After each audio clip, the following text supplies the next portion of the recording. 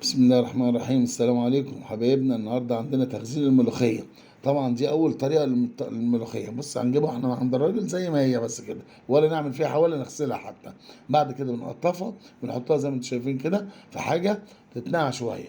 بعد ما تتنقع بناخدوها على نكون حاطين حله ميه سخنه مثلا بتغلي، بنحطها بنسقطوها يا دوبك دقيقه، دقيقه واحده بس بالظبط، ونروح جايين شايلينها من قلب الميه. بعد كده بنصفيها كده اهو، ماشي، عشان خاطر تطلع ميه، حتى لو الميه فيها اي حاجه بنكون مغير الميه بتاعتها.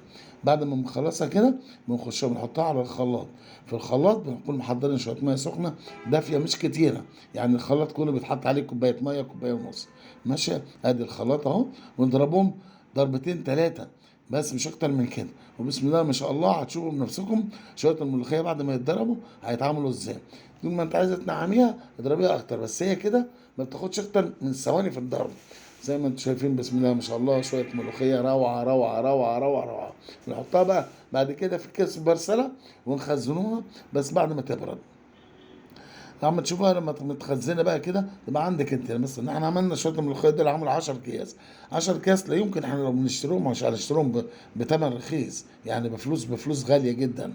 ماشي، فاحنا حاجه نظيفه ومعموله بطريقه ومغسوله كويسه، وحاجه مضمنينها لا هتتعب عيل ولا حد يتعبه معدته. فهي حاجه هتعجبكم، وان شاء الله باذن الله مش يعني ما تاخدش مجهود. بألف هنا وشفا. بسم الله ما شاء الله. وتعملوا لنا بقى اللايك والشير بقى والحاجات الحلوه اللي انتم بتعملوها لنا دي. جزاكم الله كل خير، وكل سنه وانتم طيبين. شكرا.